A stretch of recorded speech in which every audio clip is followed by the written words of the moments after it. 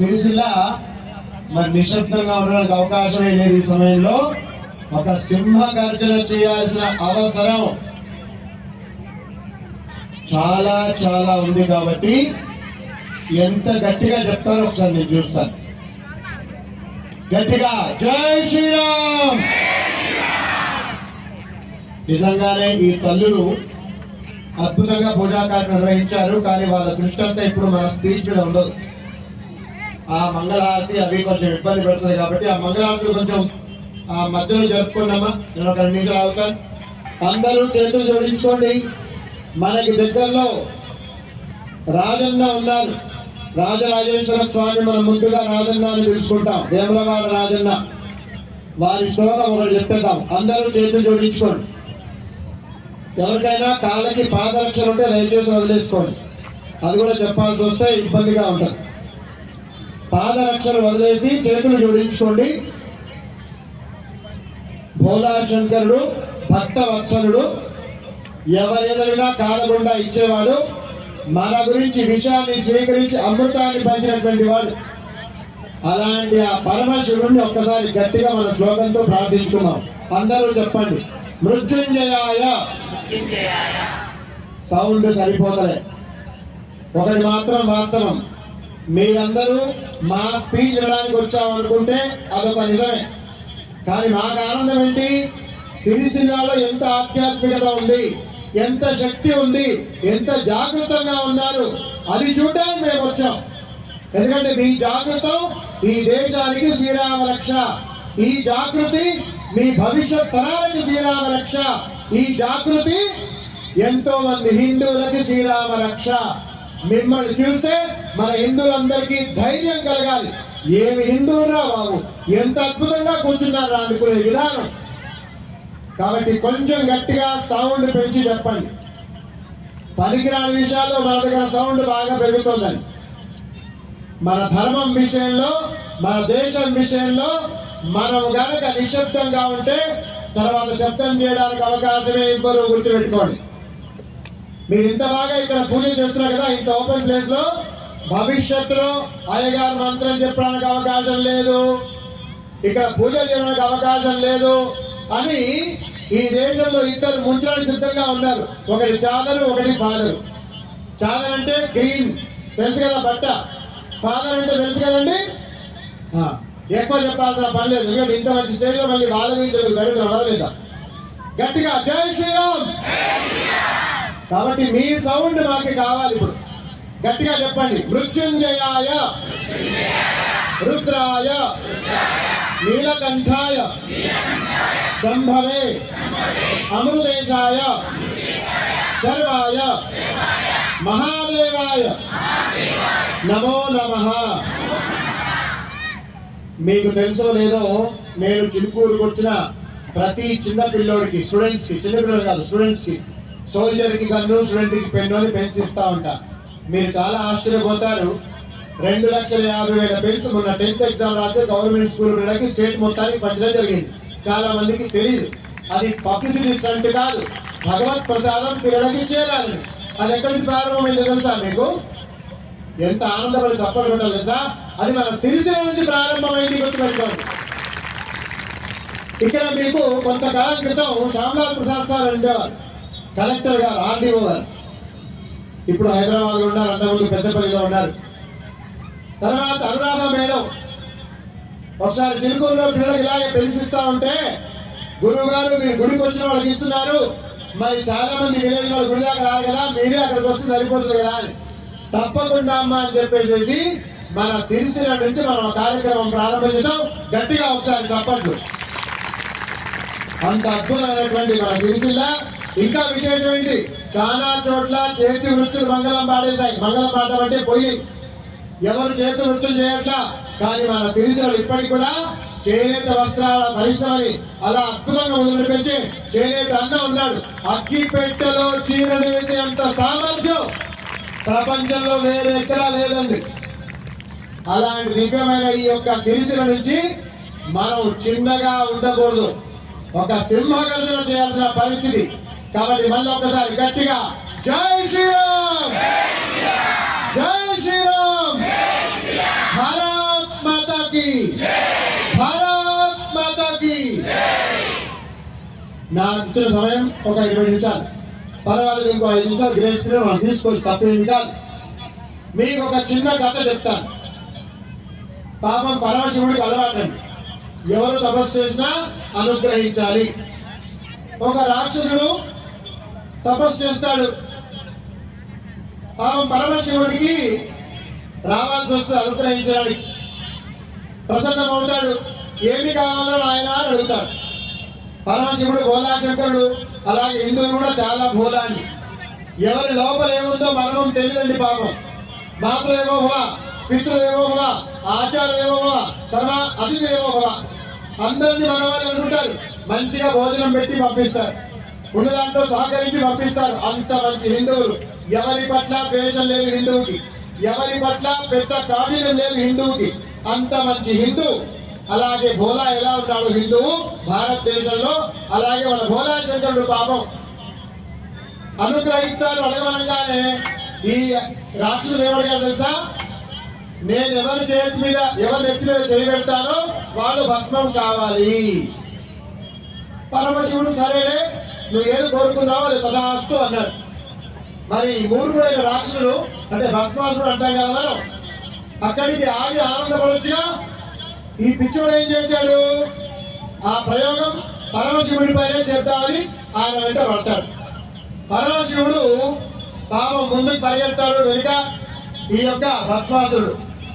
కానీ అక్కడ నారాయణమూర్తి ప్రత్యక్షమై చాలా తెలివిగా ఒక నృత్య రూపకంలో ఆయన చేతిని ఆయన పైన పెట్టే విధంగా, అక్కడ భస్మం అయ్యే విధంగా ఒక ప్రయోగం జరుగుతుంది. ఈ దేశంలో కూడా ఒక ఇద్దరు అలాగే వచ్చారు, ఎడారి మతం వాళ్ళు. ఏ మతం వాళ్ళు వచ్చారండి? మీకు తెలుగు రాదా? వినిపిస్తోందా? మరి ఎందుకు ఆన్సర్ ఇవ్వరు? ఎవరు వచ్చారు దేశానికి? ఎడారి మతం. వాళ్ళకి ఆనందం అంటే తెలియదు. మన నృత్యం, మన గానం, మన ఆహార్యం, మన భోజనం, మనం ఉండే విధానం వాళ్ళకి ఎవరికి లేనే లేదు అసలు. మనకున్న ఆనందం కూడా వాళ్ళకి లేదు. కాబట్టి మన ఆనందం చూస్తే వాళ్ళకి ఎక్కలేని ఈర్ష, ద్వేషం, అసూయ. ఎలాగైనా సరే ఆడపిల్లల్ని లవ్ జిహాద్ చేయాలి, లేదా వీళ్ళ ఆస్తుల్ని కబ్జా చేయాలి, ల్యాండ్ జిహాద్ చేయాలి, లేదా ఈ దేశాన్ని కూడా మొత్తంగా ముక్కలు చేసేయాలి. ఇదే దరిద్రపు ఆలోచన వాళ్ళ తపన. భస్మాసుర హస్తం అంటాం కదండి, అలాంటి రాక్షస ప్రవృత్తి, అలాంటి ప్రవృత్తి కలవాలి. ఈ దేశంలో అనేక వికృతులు చేస్తా ఉన్నారు. మరి పరమశివుడు ఎలాగైతే భోలాగా ఉండి వాళ్ళకి వరం ఇచ్చాడో, మనం అలాగే ఇప్పుడు చూస్తూ ఊరుకుంటున్నామండి. ఎవరు ఏం చేసినా సరే మనకేం పట్టదు, మనం బాగున్నాం కదా అనుకుంటున్నాం. చాలా తప్పు జరుగుతుంది, గుర్తుపెట్టుకోండి. ఈ యొక్క వేదిక ఉంది కదా, హిందూ ఏమంటారు ఈ వేదికని? మీకు కనబడుతుంది ఏంటండి? హిందూ సమ్మేళనం. మీరు వచ్చి ఏం గొప్ప పని చేయలేదండి. మీరు అనుకుంటున్నారేమో హిందూ సమ్మేళనం వెళ్ళి కూర్చున్నా, మీరు చేసిన పని ఏంటో తెలుసా? ఇలా కార్యక్రమానికి రావడం వల్ల మీరు ఒక గట్టి హెచ్చరిక చేశారు. మేము కలుస్తున్నాం, మేము కలిసి పనిచేస్తాం, మేము ఒకటిగా ఉన్నాం, జాగ్రత్త. ఇక ముందు భారతదేశంలో ఎలాంటి వికృత చేష్టలు కుదరవు అని చెప్పడానికి ఇక్కడ కూర్చున్నారు మీరు. అర్థమవుతుందా? సిరిసిల్ల భక్తులారా, అలాంటి ఒక్క మాట కోసం మాత్రం ఇక్కడ కూర్చున్నారు. బాగా గుర్తుపెట్టుకోండి. అలాంటి మంది ఏకం చేయాలనే రాష్ట్రీయ స్వయం సేవక్ సంఘ్ ప్రత్యక్షంగా ఎక్కడ కనిపించదండి. ఇక్కడ ఎంతో మంది వేదిక మీద స్వయం సేవకులు కూర్చున్నారు కదా, వీళ్ళకి ఫోటోలు ఉండవు, పేరు ఉండదు, వీళ్ళ అడ్రస్ కూడా పెద్దగా వారికి తెలియదు. కానీ సమాజంతో కలిసిపోయి సమాజాన్ని ఉద్ధరిస్తూ కలిపి పనిచేయించే విధానంలో అద్భుతంగా పనిచేస్తున్నారు. వీరం చొచ్చినవే బజరంగ్ దళ్, వీరం చొచ్చిందే విశ్వ హిందూ పరిషత్. అలాగే ఆడవాళ్ళ కోసం రాష్ట్రీయ సేవికా సంఘం, అంటే ఆడవాళ్ళు కూడా ముందుకు రావాలి. ఒక ఛత్రపతి శివాజీని తయారు చేసే బీజాబాయి లాగా, ఒక స్వామి వివేకానందాన్ని తయారు చేసే విధంగా, ఒక రాజ్ రుద్రాదేవిని తయారు చేసే విధంగా అలా గనక మనం తయారు చేయకపోతే, పశ్చిమ బెంగాల్ చూస్తున్నాం మనం, కేరళ చూస్తా ఉన్నాం, ఈశాన్య రాష్ట్రాల్లో భయంకర పరిస్థితి, కర్ణాటకలో భయంకర పరిస్థితి. మరి మనం అలాంటి పరిస్థితులు దిగజారకూడదంటే ఇలాంటి ఒక సమ్మేళనం చాలా చాలా అవసరం. గుర్తుపెట్టుకోండి హిందూ భక్తులారా.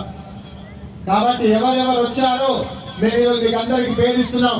మీరంతా హిందూ సైనికులు. మీరంతా ఎవరండి? మీకు ఆనందపడట్లేదు కదా ఈ యొక్క వాక్యం చెప్తే? మీరంతా ఎవరండి? హిందూ సైనికులం, హిందూ రక్ష సైనికులం.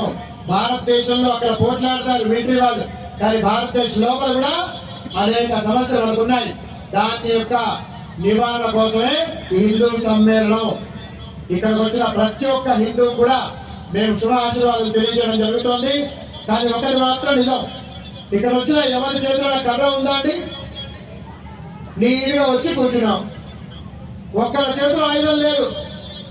మరి మీరు ఇక్కడి నుంచి వెళ్ళిపోతారు కదా చీకటి సమయం, కొంతమందికి గల్లీ లోపలికి వెళ్ళాల్సి ఉంటుంది. అక్కడ 4 కుక్కలు కనిపిస్తే మీరు ఏం చేస్తారండి? వంగి ఒక రాయి తీసుకుంటారు. అంటే రాతిని చూస్తే పిచ్చి కుక్క దూరంగా ఉంటుంది. మరి మీ చేతుల్లో ఒక్కటంటే ఒక ఆయుధం ఉండదు, ఒక కర్ర కూడా పట్టుకున్నారు కనీసం హిందూ సమావేశానికి. అలాంటిది మాత్రం మనం నేర్చుకొని తీరాల్సిందే. మీ దేవుళ్ళ చేతిలో ఆయుధాలు ఉన్నాయి, రాముడికి ఆయుధం ఏముందండి తెలీదా చాలా మందికి? ఎందుకు ఆన్సర్ ఇవ్వట్లేదు మీరు? నేను ముందే చెప్పా, సిరిసిల్ల అద్భుతమైన భక్తి భావంతో ఉంది. అలాంటి భక్తి భావాలు తెలియాలంటే మీరు చెప్పాలి. రాముడి చేతిలో ఆయుధం ఏముందండి? శివుడి చేతిలో, ఆంజనేయ స్వామి చేతిలో, అమ్మవారి చేతిలో, మరి మన దేవుళ్ళ చేతిలోనే ఆయుధాలు ఉంటే మరి మనం ఎందుకండి అలా నీరసంగా నిస్సత్తుగా ఉంటాం? మనం కూడా ఆయుధాలు ధరించాల్సిందే. ఈ మధ్య కాలంలో ఈ యొక్క తరం భయంకరంగా సెల్ ఫోన్ వాడుతుంది. ఒక్కసారి సెల్ ఫోన్ లో మునిగిపోయారా ప్రపంచమే తెలియనటువంటి భయానక వాతావరణం. కాబట్టి మన యొక్క వచ్చే తరం పైన మనం శ్రద్ధ పెట్టాలి. వాళ్ళకి ఖచ్చితంగా దేశం ధర్మం ఇంటి నుంచే తెలియజేయడం జరగాలి. ఎవరో వస్తారు ఏదో చేస్తారు మనకి కుదరదు. దయచేసి ఇంట్లో తల్లి తండ్రి పిల్లలు నేర్పండి. ఇంకా ముఖ్యంగా అమ్మాయిలకి ఒక చిన్న మాట చెప్తానండి. రామ లక్ష్మణ అడవిలో వనవాసంలో ఉంటే శూర్పణఖ వస్తుందండి అక్కడికి. రాముల వారిని ఊహిస్తే రాముల వారు చాలా శుభ్రంగా నా పెళ్లి అయిపోయిందమ్మా, మా తమ్ముడు నాకు వెళ్ళమని చెప్పాడు.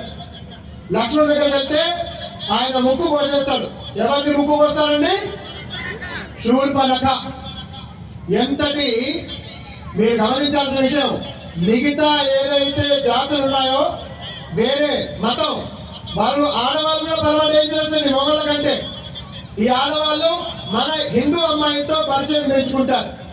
ఏమి క్రూరమైన దుర్మార్గమైన బుద్ధి, భ్రష్టు పట్టినటువంటి బుర్ర, పాడైనటువంటి బుర్ర. అలాంటి వాళ్ళు మన హిందూ అమ్మాయితో, మన ఆడవాళ్ళు కదా ఈజీగా మూవ్ అయిపోతాం, ఈజీగా కలిసిపోతాం, ఈజీగా మాట్లాడిస్తాం. వాళ్ళు ఏం చేస్తున్నారు? ఈ ఆడవాళ్ళు తినే పదార్థాల్లో ఏదో మొత్తం మంది కలిపేసి వాళ్ళ మగవాళ్ళకి లవ్ జిహాద్కి అవకాశం ఇచ్చే ఒక దరిద్రమైనటువంటి ఆ ప్లానింగ్ తో ఉన్నారు. ఎంత దౌర్భాగ్య స్థితి దేశంలో. మనం ఏం అనుకుంటాం? మా అమ్మ ఎక్కడో చదువుతోంది, ఎక్కడో ఉద్యోగం చేస్తోంది, బాగా సంపాదిస్తుంది, నేను అనుకుంటే ఆమె అంటే వాళ్ళ ఫీల్ అవుతుందేమో. చాలా పొరపాటు జరుగుతుంది, గుర్తుపెట్టుకోండి. దయచేసి వచ్చే తరం పైన తల్లులు దృష్టి పెట్టండి. తండ్రులు దయచేసి మీ యొక్క అమ్మాయి పైన అబ్బాయి పైన పరిపూర్ణంగా దృష్టి పెట్టండి. కుటుంబంలో కలిసి కూర్చొని మాట్లాడండి. అలాంటి ఒక వాతావరణాన్ని మనం తప్పకుండా సాధించి తీరాలి. గట్టిగా ఒకసారి జై శ్రీరామ్, జై శ్రీరామ్, భారత్ మాతా కీ, భారత్ మాతా కీ. ఇంకొక చిన్న ఉదాహరణ చెప్పేసేసి గబగబా ముగించి మైకి ఇచ్చేస్తారు. మీరందరికీ రాముల వారు చేసినటువంటి అశ్వమేధ యాగం తెలుసు. అశ్వమేధ యాగంలో రాముల వారు అశ్వాన్ని వదులుతారు. ఈ అశ్వం వెళ్తా ఉంటది, దానిపై రాసి ఉంటుంది రాముల వారు వదిలిన అశ్వం, రాముడు తల్లి. దీన్ని పట్టుకున్న వాళ్ళు అయితే యుద్ధం చేయాలి, లేదంటే ఈ గొప్పతనాన్ని ఒప్పుకొని నమస్కారం చేసి పక్క జరగాలి. మరి ఆ కాలంలో రాముల వారి రామరాజ్యం. కానీ ఆ గుర్రాలు ఒక ఇద్దరు ఆపుతారండి. ఎవరు ఆపుతారండి? ఎవరు ఆపుతారు? చాలా మందికి తెలియదు అనుకుంటా. ఆన్సర్ ఇవ్వట్లా. ఏ సినిమాకి డైరెక్టర్ ఎవరు, ఏ సినిమాలో హీరో ఎవరు, ఇప్పుడు క్రికెట్ మ్యాచ్ లో ఎలా జరుగుతుంది అది అడిగితే చెప్తారేమో. మరి ఎవరు ఆపుతారండి దాన్ని? కొంచెం గట్టిగా చెప్పండి. లవకుశులు ఇద్దరు పిల్లలు 13-14 సంవత్సరాల వయసు. ఏమనుకుంటారు తెలుసా వాళ్ళు? రాముడి తల్లి గొప్పదా, నా తల్లి గొప్పది కదా. అలాంటి అశ్వాన్ని ఆపి ముగ్గురిని ఓడించేస్తారు. ఎవరికి? లక్ష్మణుడు, భద్రుడు, శత్రుఘ్నుడు. చివరికి రాముడే దిగాల్సి వస్తుంది యుద్ధానికి. అలాంటి ఒక అద్భుతమైన వీరుడైన శూరుడైన పిల్లల్ని మనం తయారు చేసినటువంటి పరిస్థితి మనకి ఖచ్చితంగా ఉండి తీరాలి. లేదంటే ఈ మధ్య పిల్లలకి మనం దృఢత్వం నేర్పించట్లేదండి. అంతా చాలా సున్నితం. స్కూల్లో ఏసీ, వెళ్తూ బస్సులో ఏసీ. ఏంటది? ఎక్కడికి వెళ్తున్నాం మనం? అయ్యో ఏ పని చేసినా సరే నువ్వు వద్దున్నానా? దయచేసి ఆరోగ్య శాఖకి పంపించండి పిల్లల్ని దృఢంగా తయారు చేయండి. వాళ్ళకి కబడ్డీ ఆట ఆడిపించండి. మీ పిల్లలు దృఢంగా లేకపోతే వాళ్ళు సమయానికి అది ఇబ్బంది వచ్చిందనుకోండి, ఒక మానసిక దుర్వార్థం, శారీరక దుర్వార్థం పరిపూర్ణంగా వాళ్ళని ఓడించే పరిస్థితి తీసుకొస్తున్నాం మనం. కాబట్టి అలాంటి పరిస్థితి మంచి కాదు. ఎలాగైతే లవకుశులు రాముడు నిలిచినట్టు సిద్ధపడ్డారో అలాంటి ఒక భారతదేశానికి వేరే ఎవరో వచ్చి ఈ భారతదేశంలో మేము అంతర్భాగమనో, ఈ భారతదేశం మాకు సంబంధించను, లేదు భారతదేశాన్ని మేము ఏదో చేసేస్తా అంటుంటే ఆ కుర్రవాళ్ళు ఊరుకున్నారా? అది ఆత్మహత్యా సదృశం. గుర్తుపెట్టుకుని హిందూ భక్తులారా, అలాంటి యువకులు తయారు చేసిన పని చాలా ఉంది. అది మీరందరూ కలిసి సిద్ధపడాలి. చాలా చివరిగా ఒక మాట, రాముడు వారు చెప్పిన మాట. అందరూ చేతులెత్తండి. అందరూ మొహమాటముతో ఇలా చేయి కాస్త ఎత్తి పట్టుకోండి. చెప్పండి అందరూ. జనని. సౌండ్ సరిపోతా. ఇది మీకోసం, మా కోసం కాదు. కొంచెం గట్టిగా చెప్పాలి. జనని జన్మభూమిశ్చ స్వర్గాదపి గరీయసి. 3 సార్లు చెప్పండి. జనని జన్మభూమిశ్చ స్వర్గాదపి గరీయసి. జనని స్వర్గాదపి గరీయసి. అందరూ మాట ఇవ్వండి. రాముడు గారు ఏం చెప్పారు తెలుసా? ఈ యొక్క భారతదేశం స్వర్గంతో సమానం అని చెప్పారు. అందరు చేయెత్తి పట్టుకోండి. ఇంకొక నిమిషం అందరు చెప్పండి. స్వామి రాములు వారు చెప్పిన ఈ భారతదేశం స్వర్గంతో సమానం. ఈ భారతదేశాన్ని, ఈ ధర్మాన్ని, ఈ దేవాలయాన్ని వచ్చే తరం యొక్క భవిష్యత్తుని ఖచ్చితంగా మేము రక్షిస్తామని మనస్ఫూర్తిగా మాట ఇస్తున్నాం. మేము నిర్బలం కాదు, మేము సశక్తంగా ఉండి శక్తివంతంగా పోరాడతాం. గట్టిగా ఒకసారి జై శ్రీరామ్, భారత్ మాతా కీ. సిరిసిల్ల వాళ్ళు